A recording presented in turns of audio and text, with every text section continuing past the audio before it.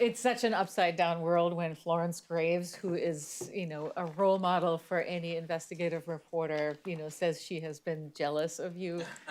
And when, Anne-Marie Lipinski, who is really one of the most admired editors ever, says you are one of the more admired editors. I just, some things that compute. So thank you, everyone. And it's, such a joy to be here. It's wonderful that, Richard could come, Anne-Marie could be here. Our local board members, Steve Hendrickson and Carolyn Mugar, who's based right here in Cambridge. So it's a friendly town for us. And all of you could be here. Today is actually the 189th birthday of Mary Harris Jones. Happy birthday.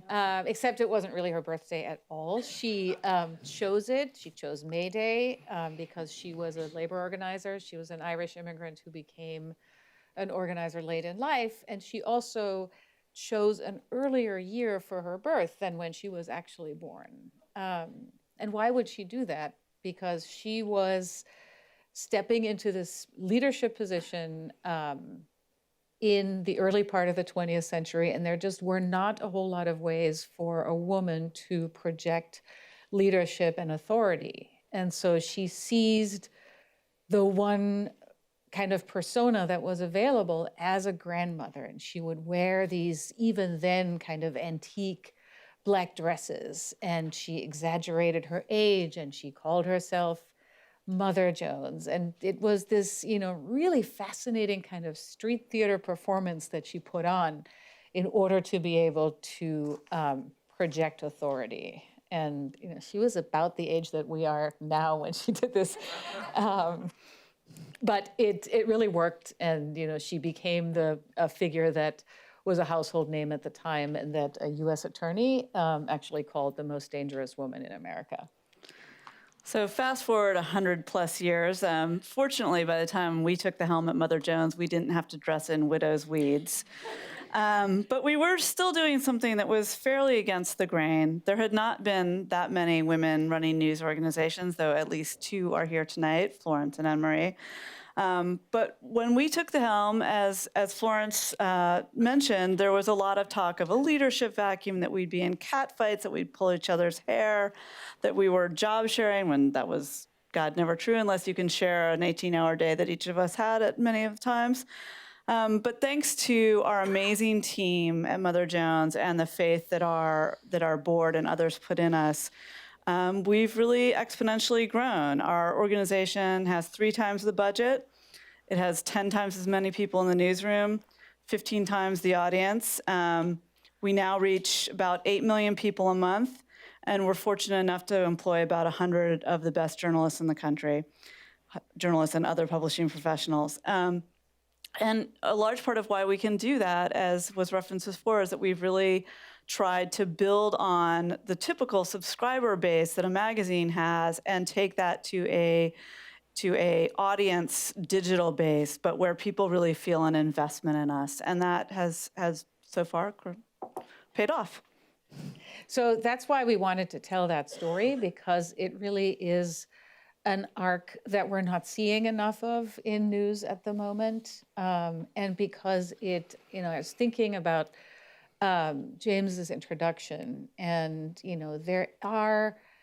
it's an incredibly tough time for our profession at this moment, but journalism has tools to defend itself, and maybe the most important tools are these values that we come from, and that we have seen that when you can communicate to audiences that you stand with them, that you are not, that your alliance or your allegiance is not to a hedge fund or a billionaire, even a nice one, but that you really are there for the public interest wherever that may take you, that people do respond to that. And now more than ever, they are, I think everybody sees that, even though we're not, we haven't fixed the business yet. Public trust is actually rebounding. People are engaging with journalism in ways that they haven't for a long time.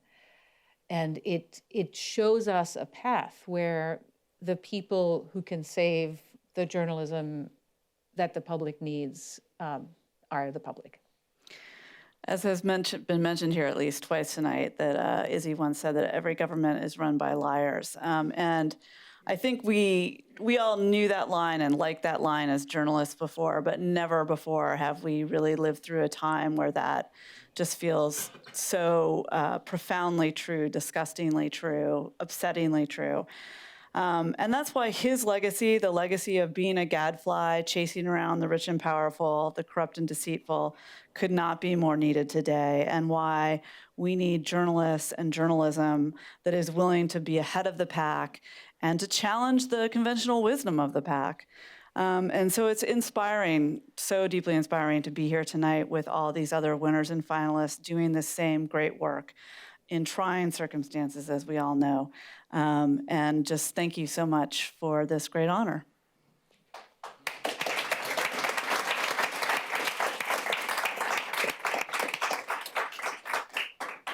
All right, so let's talk about some of the values of I.F. Stone and Mother Jones. I wanted to zero in on the value of independence because I feel like that's particularly important these days. And I wanted to see if you could discuss what is it about being a truly independent news organization what is the most meaningful thing, and what forces do you feel like you need to be most independent of these days? I mean, I think there are many forces that you need to be independent of. I mean, one is to challenge sometimes the folks who are more inclined to your publication. We've done that a lot in the past few years, and I think that is something that is more and more fraught, at least online sometimes, to do. But I think it's also having, as Monika mentioned, the financial and structural independence from just one or two really rich people. It's really engaging the audience, making them feel that they're a part of us. And that's, in order to get them to share and spread your work. But it also has this ancillary benefit of many of them financially supporting your work. They believe in what you do. They want to see more of what you do. And so whether it's on a particular area of coverage or the whole shebang, they've really risen to the fore and helped support and grow us. Mm-hmm. And these days, it seems like people are so hardened and maybe becoming harder in their beliefs.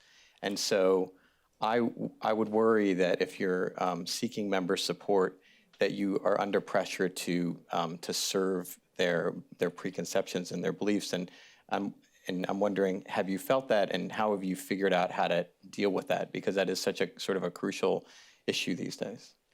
I would say that's what we all, as journalists, were trained to believe.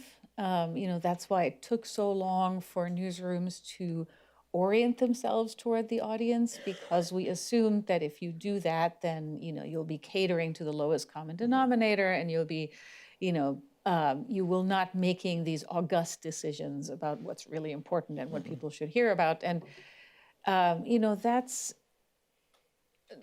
a sad statement, really, about our relationship with the people on whom we depend and for whom we do this work. And so having more faith and trust in the public to be able to digest challenging information and to actually be looking for that. We get a lot of feedback from our audience saying, I didn't like this or that or the other thing that you wrote, but I'm glad that you did. Mm-hmm. Do you have a particular example in which you feel like you really broke through and maybe challenged people's conceptions, their political ideology, or something along those lines? It happens, so much. It's not always necessarily the entire story, and it also different things offend different people, as anybody of you on Twitter, knows very well. But before in 2016 during the campaign, we did a lot of work on the right and conservatism and how it was happening that conservative thought was being pulled over into white supremacist territory. And that was difficult, especially when it involved understanding why people might be thinking these things, and being empathetic and taking them seriously and really interrogating them about where they were coming from while still holding on to a core notion that, white supremacy and racism are not okay, but that we need to see why they got traction at that moment. That was something that, people struggled with quite a bit.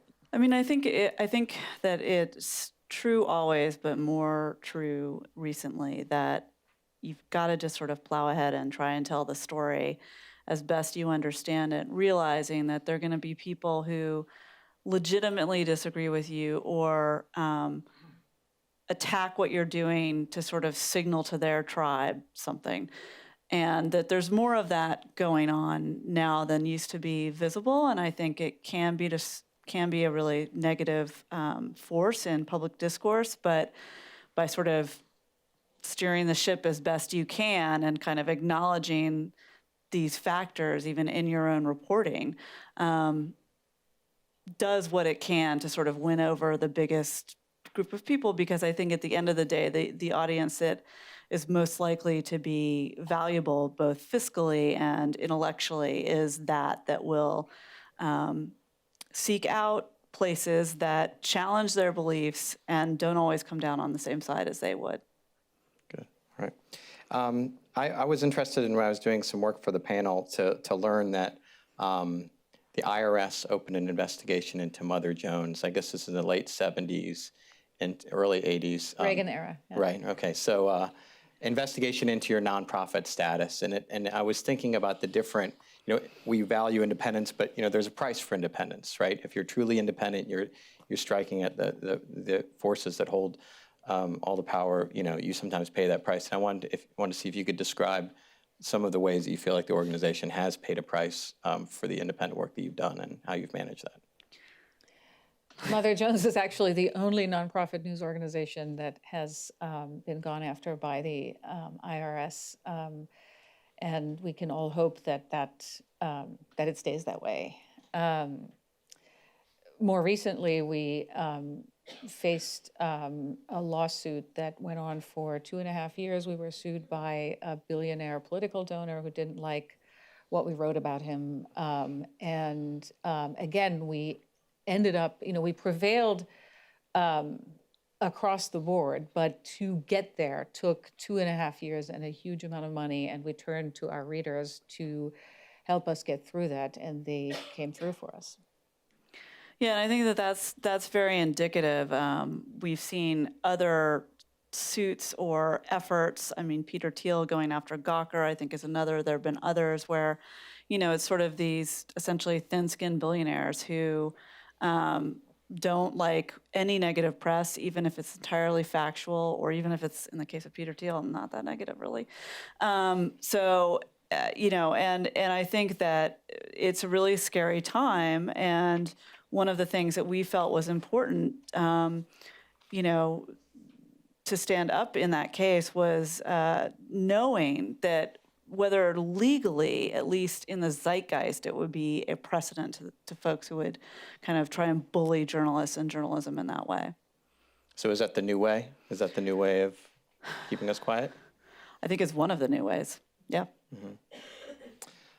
So one thing that's great about tonight is that this is an award that celebrates the business model. It's a journalism award that celebrates the business model. And I think we need more of that. And I remember the post that you did in 2016 about Shane Bauer's story, where you described how much it costs to do that story. So you wrote this post describing how it costs $350,000 to fully report that story, and banner ads on that story brought in $5,000. And so this was like... And that's not a story that was read, I mean, the 2 billion people by now. Million, right, exactly. Billion would be nice, but million. So you have one of the biggest stories you could ever imagine, and it really crystallized I know for me and a lot of us in the industry that, you can't pay the bills by selling attention. And so I'd like to know how you came to the conclusion that reader support was the only way forward, if there was a particular moment, or how did this evolve where you became so committed to this and struck out on this path? Well, I think part of it is predicated on the fact that we were already a subscriber-based model with the magazine, right? So the magazine has 200,000 roughly subscribers, and we've kind of, you can bump that up or down depending on how much money you're willing to spend, but that's the number we felt was the sort of natural number to be at. But when we greatly expanded our digital profile, what we needed to do and wanted to do was to figure out how to engage some of those folks in a way that would not be dependent on advertising.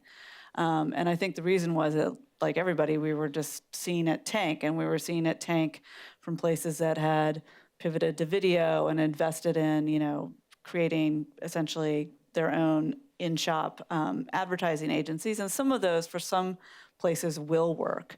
But we didn't think those methods could or would work for a nonprofit known for going after corporations. The root of it is really sitting right here in the front row. Mother Jones was the original nonprofit crowdfunded startup. Literally, Richard and his team mailed a lot of people who they thought might be interested in a magazine like this and said, if you will support it, we will launch it. And that's baked into the DNA from the start. But isn't it different to go from a subscription to like this, this different value proposition where you are giving it away, but you're asking people to support it? I mean, how do you make that case to people? I think one of the things that we realized is that, and not just in watching ourselves, but I thought a lot about, David Carr was an old boss of mine, and when he was at the Times before he died tragically, we used to kind of get into it, somewhat of an argument, and I was like, why doesn't the Times start a nonprofit piece so people could give it money without having to get the dead trees shipped to them? Or, he's like, oh, we can't do that because our advertisers, and we were already down this road. But it was really interesting to watch them, after Trump, essentially make that proposition. They've gone to a model that allows people to support them whether or not they read them or whether or not they read them in paper form, because they know that people want to support the journalism. And so I think that people do, we all wish it were more people.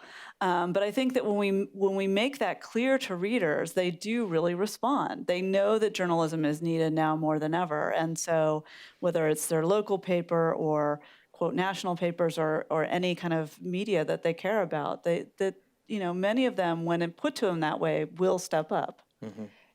I think the transition that's happening here, and that is, I think, really profound for the future of media, is that we used to have basically a business-to-business relationship that fueled our revenue. It was, the public nominally was our customer base, but it was really the advertisers who were the customers for the bundled eyeballs that news organizations could deliver. And moving from that to a relationship where the audience is, where it's a relationship with our audience. They are our boss. They are what sustains us, has deep implications for what we do. And what implications does it have for the entire industry? I mean, looking ahead 5-10 years, what's the business model for most commercial and nonprofit media? I mean, it's not going to be advertising. It's going to be subscriptions or donor support or, nice billionaires or a combination of the above. But I think, advertising is going the way of, when Napster disrupted the music industry, we're most of the way there now. And so I think if we could all go back in time a bit, nonprofits and like things that had to be scrappier realized this earlier, just because we didn't get the like lush, 6-page Versace ads. But one of the things that I think is happening now is just that, well, I was going to say, if we could go back in time, I think certainly in the news business, we would have taught our audience better why this paper was so cheap, why you could get, the New Yorker for $12 a year, whatever the price used to be. I mean, it is not the price to produce the stuff that's being made. And so if advertising cannot subsidize it, and in this country, government is likely, and probably, at least for the moment, that's a good thing, to help, then, who's going to do it? It has to be the public in one form or fashion. So. It's, your fundraising, your appeals they're really great to read, and they have a really incredible amount of transparency in them. Like, you give lots of figures as to, like, here's how much it costs us to do this story. Here's how many people we need to do this. If you do this, then we'll be able to have this much. So I, as a journalist, I appreciate that transparency. Was this a gut feeling on your part, or did someone tell you, like, this is going to work? Because in many appeals, it's kind of the same thing, which is, we're going to close tomorrow if we don't get in a bunch of money. And it's kind of just this general fear-mongering. I'd like to learn a little bit more about that. That was basically a big bet, born of, a deep assessment of the factors involved, but also the fact that when you're a journalist, you have a hammer, and that, every problem is a nail, and your hammer is explaining things in a story. And so, it occurred to us that as journalists, we were having a relationship of depth and explanation with the content, but not really on the, fundraising and marketing side. And might it make sense to have that same high-level conversation with our audience when it came to how the organization runs and the role that they play. And I think, had we actually asked anybody, like a consultant, whether we should do this, they would have run screaming. Right. But as it turns out— Too many numbers. Yeah. And in part, it was born by the culture that we have at Mother Jones. We have a sort of, should be monthly, is not always monthly, kind of meeting with the staff where we run through financials and other things. But I think it's also because we kept being in conversations with people, peers, sometimes people who led way bigger publications, editors, and people on the business side. And they would be launching these initiatives, and you said, well, I don't get it. How is that going to pan out? I don't understand where you're going to get the money for that. And there was just a sort of fundamental, in a way, the church and state between the business side was thought to be this great thing, but I think what it actually did was make both sides ignorant of the problem at hand.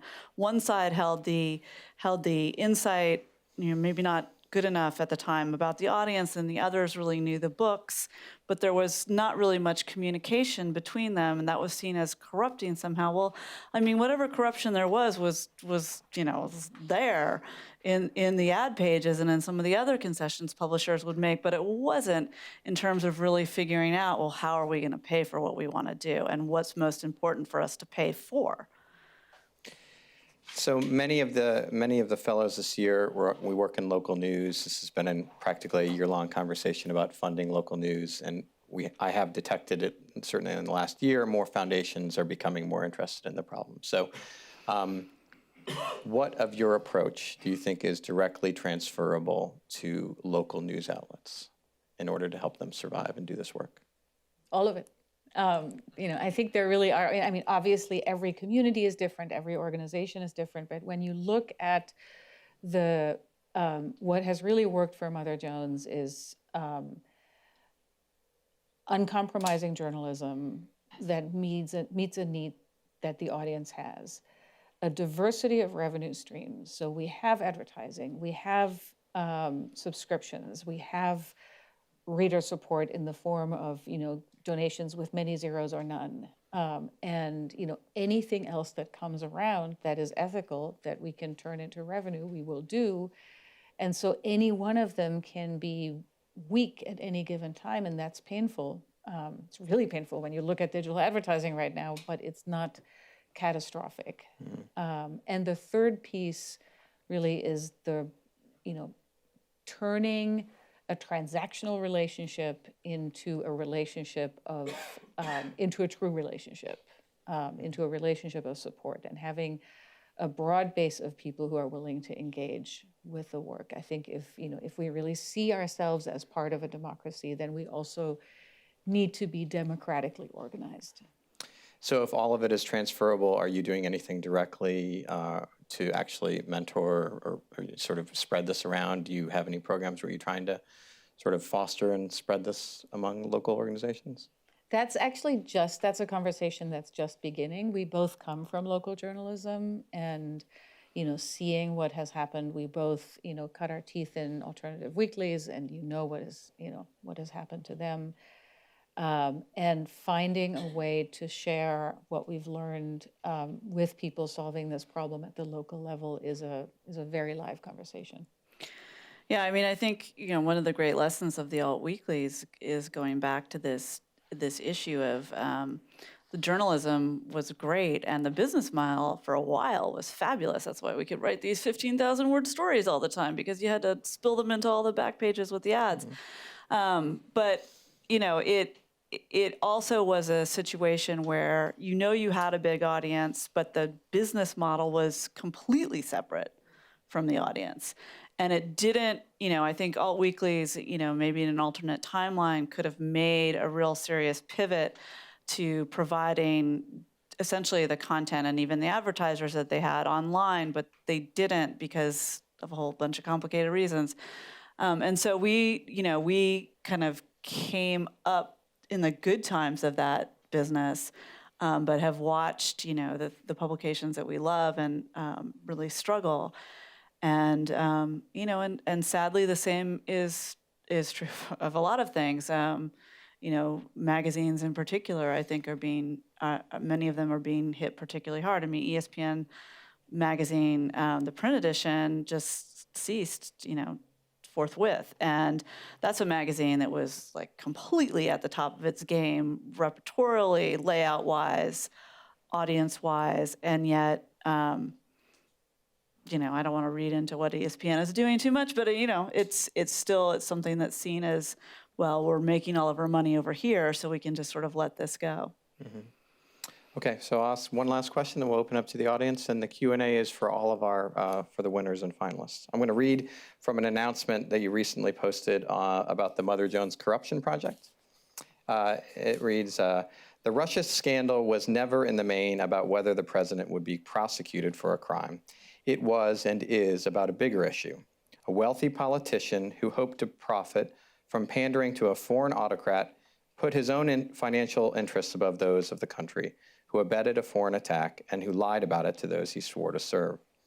There is a word for it. There is a word for this, but it's not collusion, it's corruption. And rather than laying off investigating it, as too many are suggesting now, journalism needs to back up and look at the whole thing. With apologies to Clinton 92, it's the corruption, stupid.